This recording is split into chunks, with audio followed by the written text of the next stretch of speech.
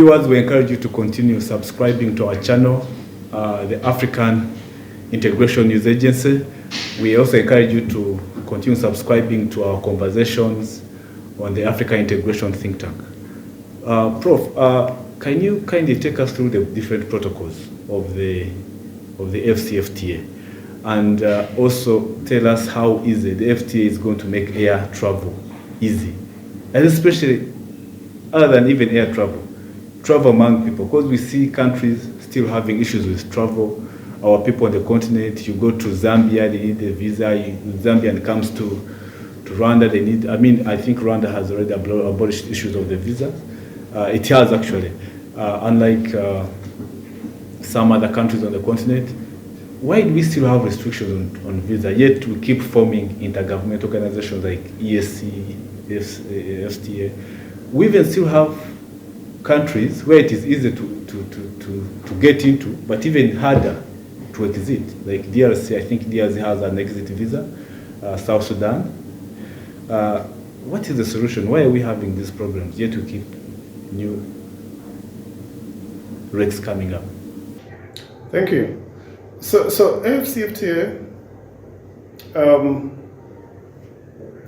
is an important forum for addressing certain challenges that have restricted trade within the continent. But I'd like us to understand one thing about the AfCFTA. Now, the AfCFTA is an agreement, but this agreement is just but one pillar under the AU Agenda 2063. There are several other pillars. Now, what that means is that there are several parallel efforts that are not necessarily captured under the AfCFTA, but which address themselves to specific challenges within the continent. For instance, there is a protocol on free movement of people, an AU protocol on free movement of people. Now, this protocol complements, because it was negotiated as a parallel track. It was not part of the AfCFTA agreement, but it complements, because these are pillars under Agenda 2063. So what this protocol was meant to do was to allow for free movement of people, capital, ideas, technology, and everything. Now, for some reason, this protocol has not seen the light of day, and this protocol has only been ratified by 4 countries, among them Rwanda, and a few other countries that are fairly small in terms of size, which then gives the impression that the larger African economies are not very keen on free movement of persons. And the reasons they cite is that there are security concerns around free movement of persons.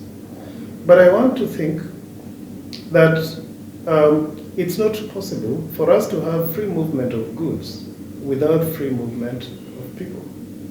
And for us to realize the benefits, the full benefits of AfCFTA, it's important that the freedoms around movement of goods, the freedoms around movement of services be accompanied by the freedom of movement. Not just movement, but also the freedom of establishment. So that we don't allow goods to move and restrict the ability of those countries. We restrict the ability of the business people to move with their goods. On the same vein, there are parallel initiatives that complement what the AfCFTA is trying to achieve. For instance, in terms of air transport, the heads of state have been on this issue for a long time. The Yamoussoukro Declaration is very many years old. That is where the origin of having a liberalized air transport market in the continent was mooted. But countries never took a keen interest, for some reason, in pushing for the liberalization of the air transport market. And that is the reason it's now so costly for you to move from Uganda to Rwanda. It's just as costly to move from Kampala to the UK as it is to move from Kampala to Nairobi because of these restrictions. And so a lot of effort has been put in establishing the single African air transport market. And by 2022, some 15 countries had come on board to pilot the single African air transport market initiative. So in as much as there are challenges, under the wider umbrella of Agenda 2063, some effort is being made so that there are enablers for, that support the AfCFTA agenda. We thank you so much, viewers, for all the time you're giving us. We're having a very lively debate with Professor Go here. Professor Go, what benefits? Because, for instance, literally everyone is an SME on the continent, for as long as you have a business that is small, medium on the continent. We've seen the East African Business Council doing its best to have seminars involving the women, cross-border women doing business, the youth.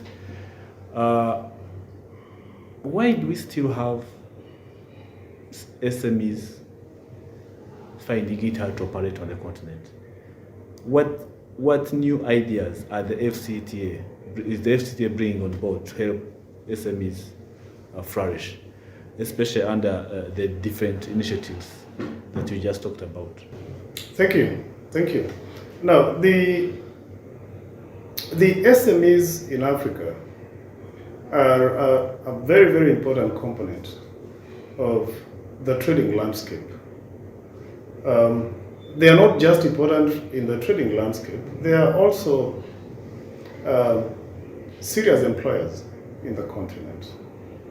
And so in many of the trading regimes, a lot of thought has gone into trying to put in place a framework that can support the small businesses to flourish.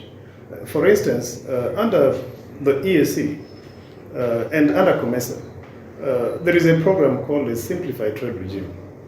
Essentially, how this regime works is that neighboring countries agree on a common list of items that can be traded, that are regularly traded, but which can be traded subject to a restriction on the value of those commodities that cross borders, without following the normal order of filling in documents and making the process of goods crossing the borders cumbersome. Now, that is an effort that is essentially meant to support the small traders to thrive.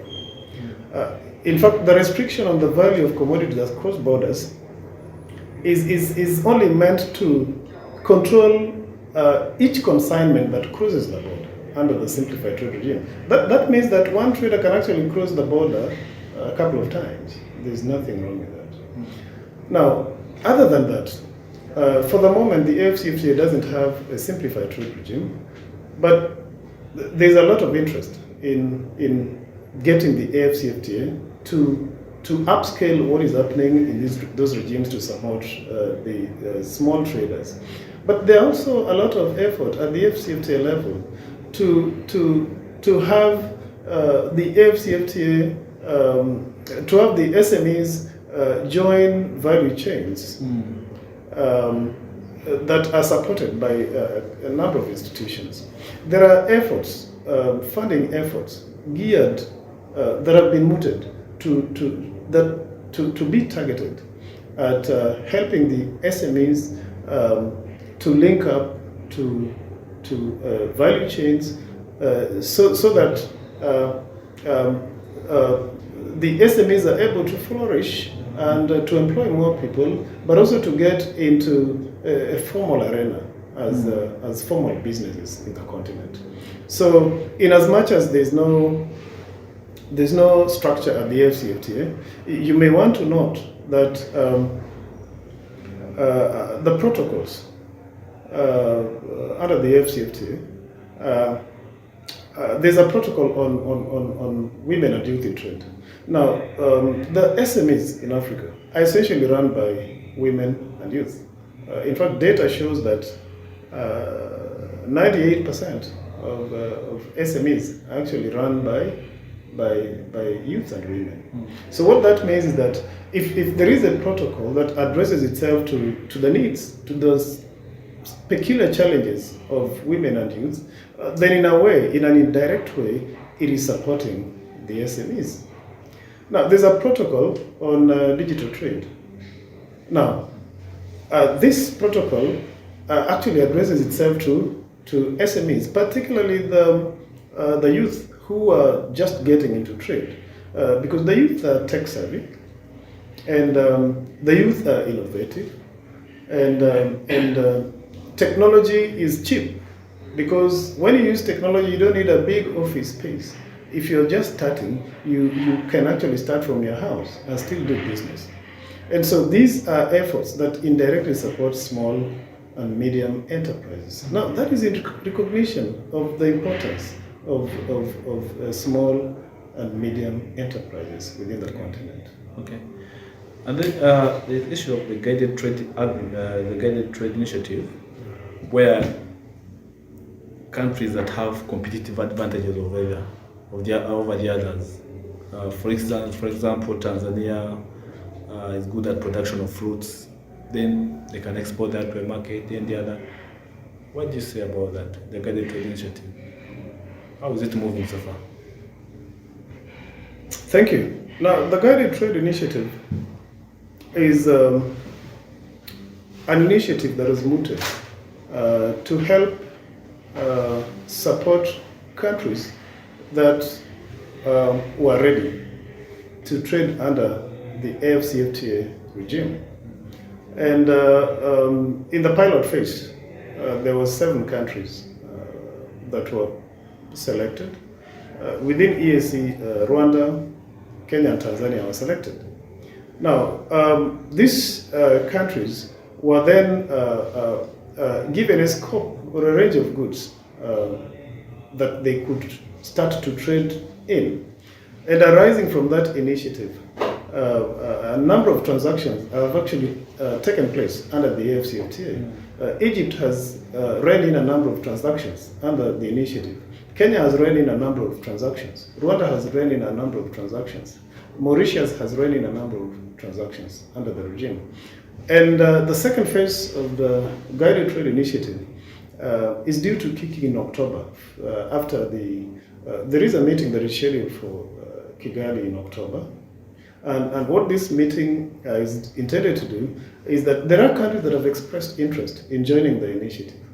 And when I look at the last, I read the report of the last summit. And the last summit was held in July this year. Now, the report of the last summit shows that 29 countries have expressed interest, which means that if you add that to the 7, then we are talking about 36 countries. That is more than half the number of countries in Africa. And that actually shows you the level of interest, the level of seriousness, the level of commitment that countries are attaching to AfCFTA. In addition, that meeting is meant to help expand the scope of commodities to be traded. And countries are actually being invited to join, so that as many as possible, if not all, can join the initiative, which effectively would mean that trading has started in earnest. Of course, there are challenges when you're starting a process. So for the pioneers, there were teething problems. But I believe that those challenges will be addressed with time, so that as many countries join, the whole process will be faced with fewer and fewer obstacles, because we learn as we export. Okay. Yeah. Our viewers, I think this brings us to the end of our interview. It's been a great time really having a chat with Professor Go. He's given us a lot of highlights on the integration process, on how far the AfCFTA is going, how much it is going to be a very big turning point for the continent. We have the East African community, we have COMESA, we have SADC, but mainly when it comes to trade, it is EAC and COMESA that really make a lot of progress. So this brings us to the end. I want to thank you so much, Professor, for finding time to speak to the Africa Integration Think Tank and the African Integration News Agency. We hope we can have you again here next time. Thank you so much. Thank you.